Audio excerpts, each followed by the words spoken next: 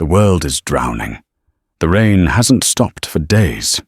You are soaked to the bone, and a deep, penetrating cold is seeping into your marrow. Hypothermia is not a concept. It's a stalking predator. Your lighter is useless. Your matches are pulp. This is the moment of failure for one, and the moment of proof for another. This is not a story about matches. It's a story about knowledge. Knowledge that kept a continent alive for over 15,000 years in a world where failure was not an option.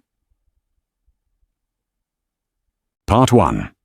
The impossible spark fire. It is the engine of human civilization, the core of survival. For the modern mind, fire is a convenience, a switch flipped, a match struck. It is fragile, easily extinguished by the very elements it opposes. We have become accustomed to fire on our terms in our controlled environments.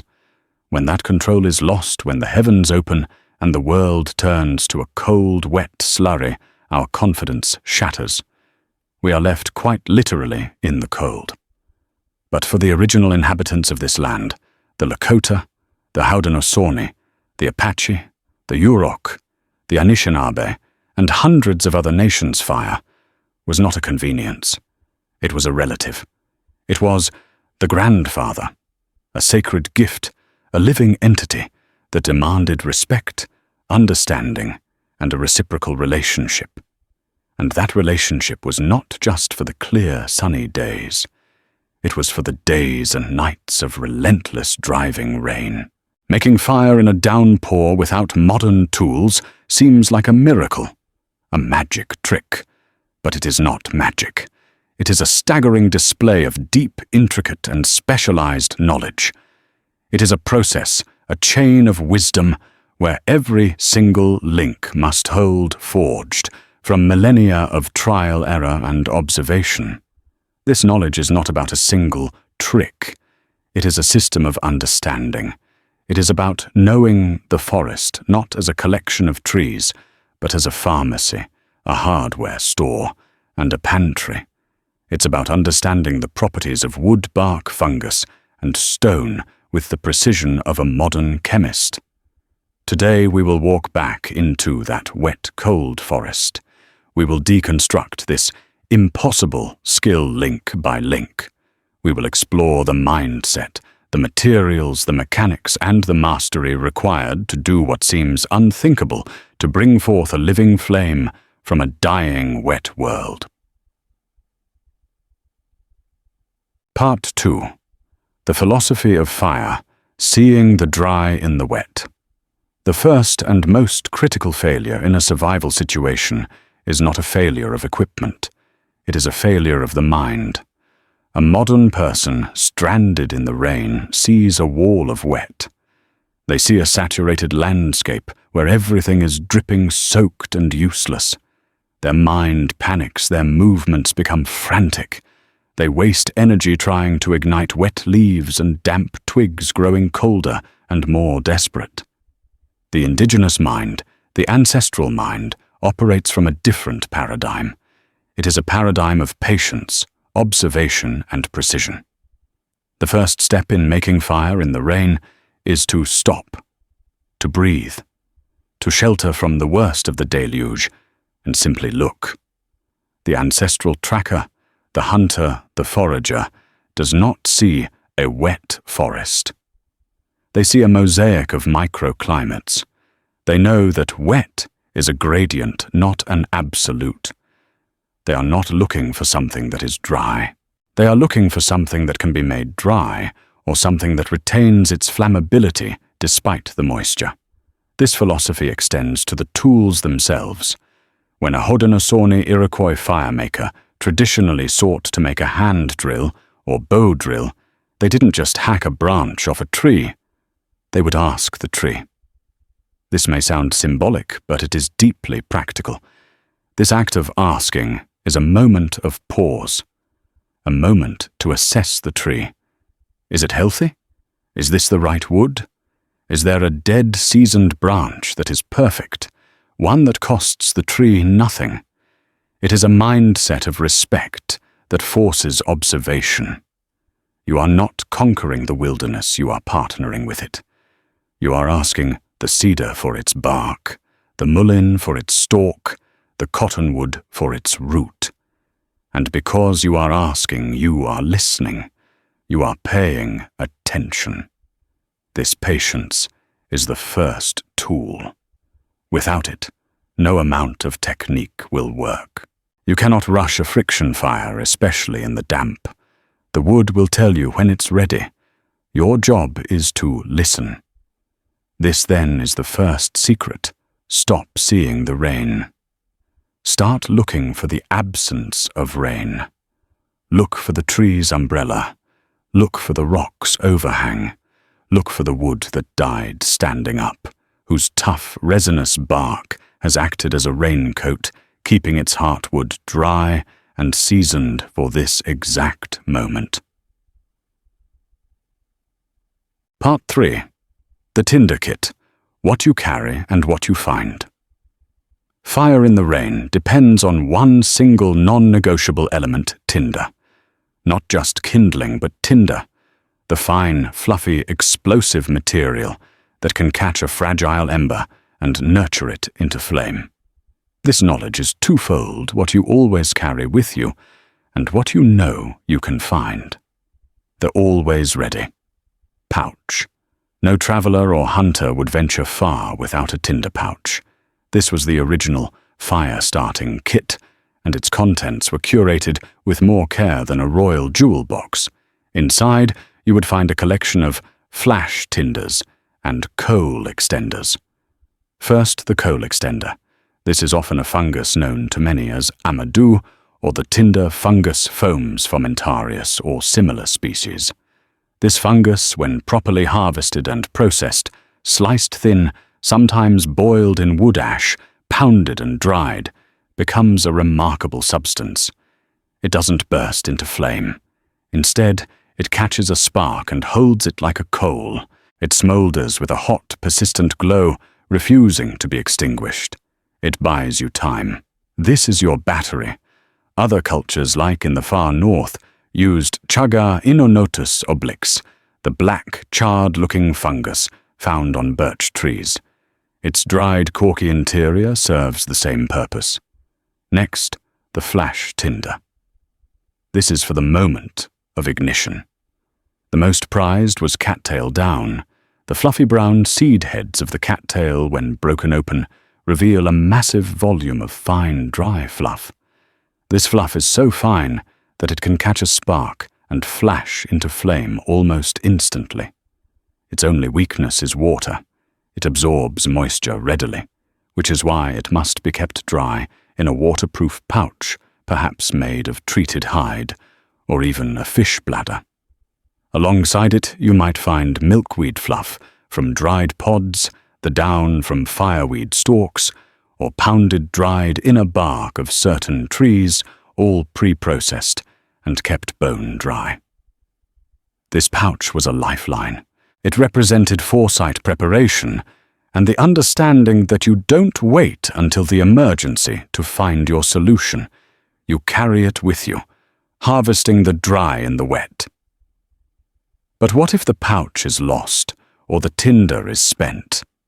Now true knowledge is tested. The firemaker must find dry tinder in a soaking wet world. This is where the real genius lies. Rule number 1. Get off the ground. The ground is a sponge. Anything lying on it is saturated. The first move is to look up. They are looking for widow makers. These are dead branches or entire dead trees that died standing. The bark, even in death, acts as a roof. While the outer layer of wood, the sapwood, might be damp, the heartwood inside is often bone dry and seasoned. The firemaker will break off these branches. They feel the weight. Heavy means wet. Light means dry. They will use a stone or a larger log to break the branch open. They will not use the whole stick. They will process it. They shave off the damp, grey punk wood until they reach the clean, dry heart. From this, they will carve feather sticks. These are not just shavings, they are an art form. Each curl is cut to be tissue paper thin, but kept attached to the main stick. The result is a stick that looks like a cluster of flammable blossoms, maximizing surface area, while drawing moisture out of the wood. This will be the kindling. For the tinder bundle itself, they need something finer. They look for the right species. In the Pacific Northwest, the king is western red cedar. Its bark is thick, fibrous, and stringy. Even when the outer bark is wet, the inner bark, protected against the trunk, is almost always dry. It can be pulled off in long hanks. This bark is then buffed. Rubbed, pounded, and twisted, it breaks down from a coarse fiber into a material as soft as wool and a rich reddish brown. This cedar bark duff is one of the finest tinder bundles in the world. The Haudenosaunee and other eastern woodlands peoples use the same technique with eastern white cedar or juniper. They look for birch bark. The paper birch is a gift from the Creator. Its bark is impregnated with a flammable oil, betulin, which is a powerful water repellent. A thin paper-like sheet of birch bark will often light even when damp. Shaved into fine pieces, it's an exceptional fire starter. Finally, they look for treasure. Fatwood, rich pine, or pitchwood. This is the heartwood of a pine tree, typically found in the stump, the roots, or at the junction of a branch and the trunk. When a pine tree is injured, it floods the area with resin to scab over and protect itself. When the tree dies, the sapwood rots away, leaving this dense, resin-saturated heartwood. Fatwood is almost pure solidified turpentine. It is completely waterproof and wildly flammable. Shavings from a piece of fatwood are a cheat code provided by the forest itself. They will ignite with the slightest spark and burn with a hot, black, sooty flame. The firemaker has now gathered their materials. They have dry, processed heartwood for kindling, and they have a bird's nest tinder bundle, a mix of buffed cedar bark, perhaps some birch shavings, and a few fine scrapings of fatwood in the center. They have found the dry in the wet. Now they must make the spark. Part 4. The Sacred Mechanics, Friction and Fire. With the tinder bundle prepared and protected, the next phase begins. This is the part of human ingenuity that seems most primal, creating fire from friction. This is not a game of brute force. It is a game of physics, geometry, and material science. The goal is not to rub sticks together. The goal is to generate focused friction to heat a small amount of wood dust to its ignition temperature around 800 degrees Fahrenheit or 430 Celsius. There are two primary methods that were perfected across the continent, the hand drill and the bow drill. The hand drill. The hand drill is elegant, minimalist, and difficult. It is an intimate connection between body wood and earth. It requires two components, a spindle and a hearth board. The materials are everything. You cannot use just any wood. The combination is a specific recipe. The spindle is often a hard, straight stalk from a plant like mullein, yucca, elderberry, or willow. The hearthboard must be a non-resinous softwood like cedar cottonwood, basswood, aspen, or cypress. It's a hard-on soft combination. The firemaker first burns in a socket, drilling the spindle into the board until a perfect charred circle is created. Then they carve a V-notch. This is a triangular cut from the edge of the board into the center of that socket. This V-notch is the key. It is not a vent for air. It is a channel to collect the hot dust. The technique is a floating motion. Their hands are clasped around the spindle. They apply downward pressure and spin their hands, moving from the top of the spindle down to the bottom. This is the float, a continuous fluid motion that maintains pressure and speed. It is agonizingly difficult. It requires calloused hands, strong core muscles, and inhuman stamina. At first, the smoke is white. This is just steam, the last bits of moisture boiling off. The firemaker knows this. They do not speed up. They maintain a steady pace. This is the drying phase. Then the smell changes. It goes from a grassy steam smell to a toasted, charring smell. The wood is cooking. The dust that is being generated and falling into the V-notch is getting darker. This is the moment. The firemaker gives one last powerful burst of speed and pressure. They push hard, spinning as fast as they can.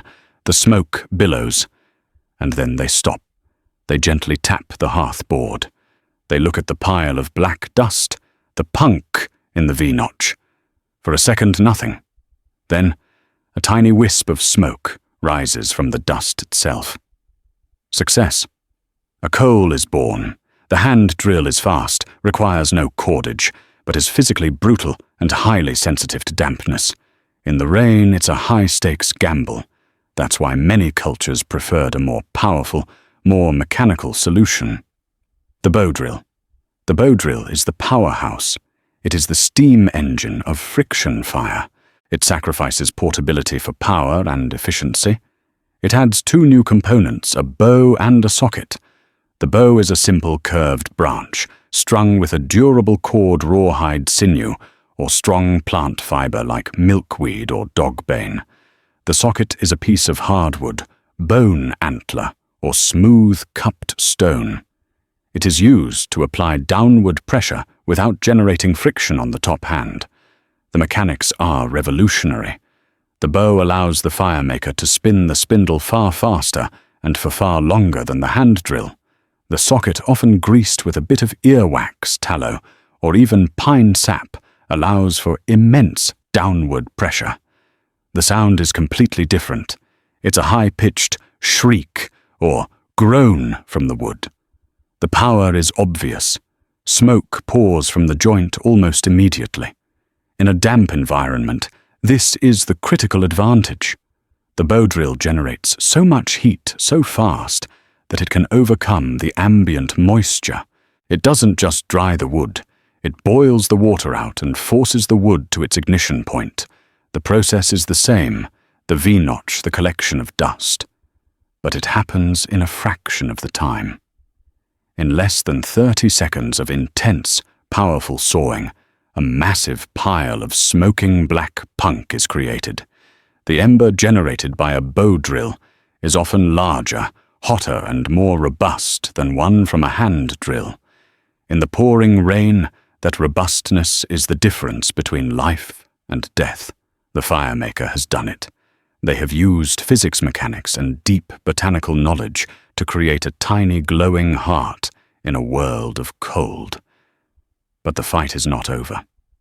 In many ways, the most dangerous part has just begun. Part 5. The breath of life. From coal to flame. You have an ember. You do not have a fire. You have created a tiny red eye in the cold, wet slurry. But this is the most dangerous part. This ember is a newborn.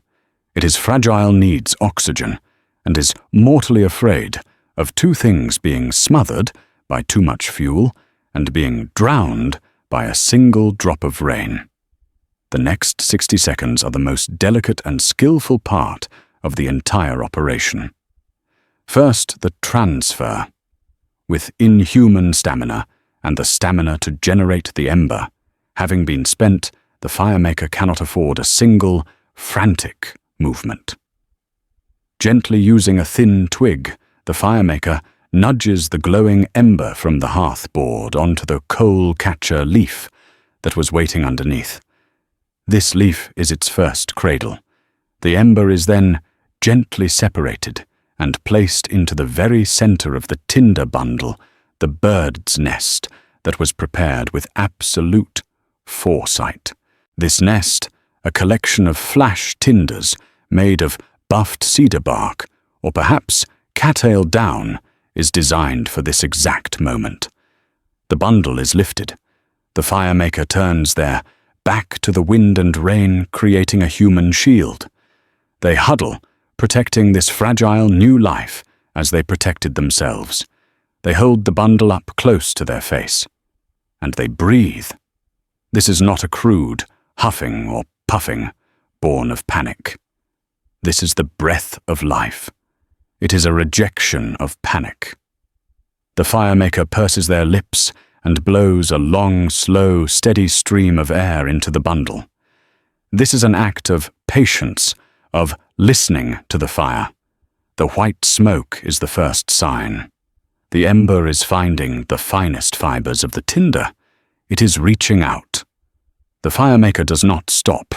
They continue the slow, steady breath, gently feeding the fire, partnering with it. The smoke thickens. It turns from white to a dirty yellow-gray. The smell sharpens, becoming acrid, the smell of the resin-saturated fatwood and cedar oils igniting. The bundle itself begins to feel hot in their hands. The ember is growing, consuming the finest fibers. This is the critical moment. The bundle is on the verge of ignition. The firemaker gives a few stronger breaths. Flame, life. The grandfather has arrived. The firemaker does not celebrate. There is no time. They immediately move to the final, critical stage. That beautiful, hungry flame will devour the tinder bundle in less than a minute. The impossible spark has been born. Now it must be raised. Part 6. The fire's wigwam, protecting the newborn. But this is not a moment for celebration. This is perhaps the most dangerous moment of all. That beautiful bright orange flame is hungry. It is a newborn, and it will devour the tinder bundle that gave it life in less than a minute. The firemaker does not have a fire. They have a fragile opportunity, a rapidly closing window between the impossible spark and a sustainable, life-giving heart of warmth. Success or failure will be decided in these next few minutes. The first enemy is the ground itself. You cannot put a new fire on the wet, cold ground. The earth, saturated from days of rain, is a heat sink. It will suck the life and the warmth from the fragile flame, extinguishing it as surely as a bucket of water. The modern mind, in its panic, might make this fatal mistake. The ancestral mind, operating from a paradigm of foresight, has already prepared for this. Before even beginning the agonizing work of the bow drill, the wise firemaker builds a platform. This is not an elaborate structure. It is a small raft, a simple log cabin of dead, dry-ish sticks laid down to keep the fire off the ground. This simple act of preparation is a critical link in the chain of wisdom. The fire must be fed, and it must be fed in a precise, graduated order. This is the ladder of combustion. You cannot rush it. First, micro-kindling. This is the tiniest, driest material available, the result of the earlier search. This is where the art form of the feather sticks comes into play. Their tissue paper thin curls designed to maximize surface area and catch the flame. It is the dead hanging pine or spruce twigs, no thicker than a blade of grass, snapped from the widowmakers that were protected by the tree's umbrella. These are laid gently over the burning bundle, often in a small teepee shape, a structure that allows for the one thing the fire needs as much as fuel air. The fire catches. It's no longer just a bundle. It's a small, self-sustaining fire. Now the next rung of the ladder, small kindling. These are sticks the size of a pencil, also harvested from standing deadwood, whose tough resinous bark acted as a raincoat. The firemaker is building the fire, not dumping wood on it. Each stick is added one by one. This is an act of patience, ensuring there is airflow. Fire needs to breathe, just as the firemaker did when they blew the breath of life into the ember. Now medium kindling. These are sticks the size of a thumb. This is a critical transition. The fire is now hot enough to fight back. It has established a small core of heat, enough to dry out the residual dampness in this larger wood. The firemaker is now partnering with the flame, trusting it to do its own work. Only now, after all these careful graduated steps, can the firemaker add the true fuel logs. These are the wrist-sized or larger pieces of wood that will truly sustain the fire, pushing back the penetrating cold and beginning to build the all-important bed of coals, the glowing, radiant heart that will last through the night. But in the driving rain, one final structure is needed. This is the ultimate technique for fire in the rain. This is the reflector wall. It is built on the windward side, the side facing the attacking wind and rain. This simple structure is a work of genius, performing three critical functions simultaneously. First, the obvious, it blocks the wind and driving rain from hitting the fire.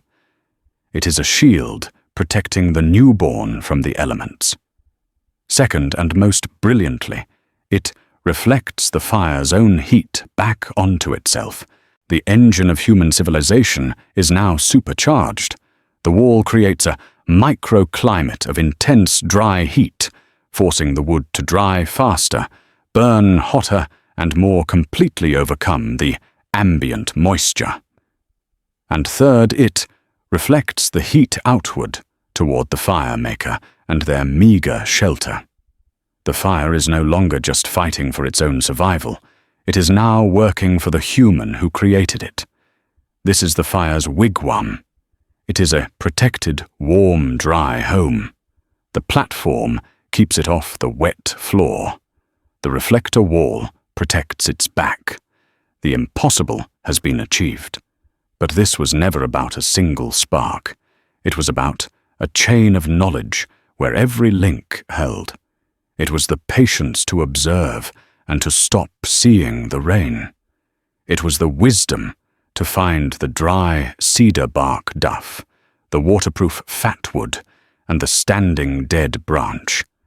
It was the skill to craft, the bow drill, the spindle, and the hearth.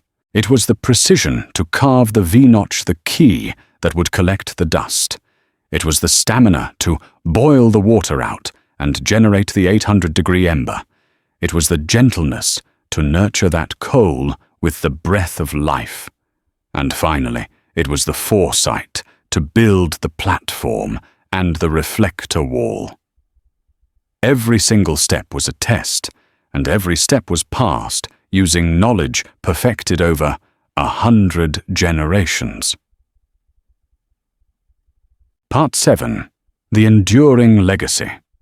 This knowledge, this deep, holistic understanding of the natural world, is far more than a survival skill.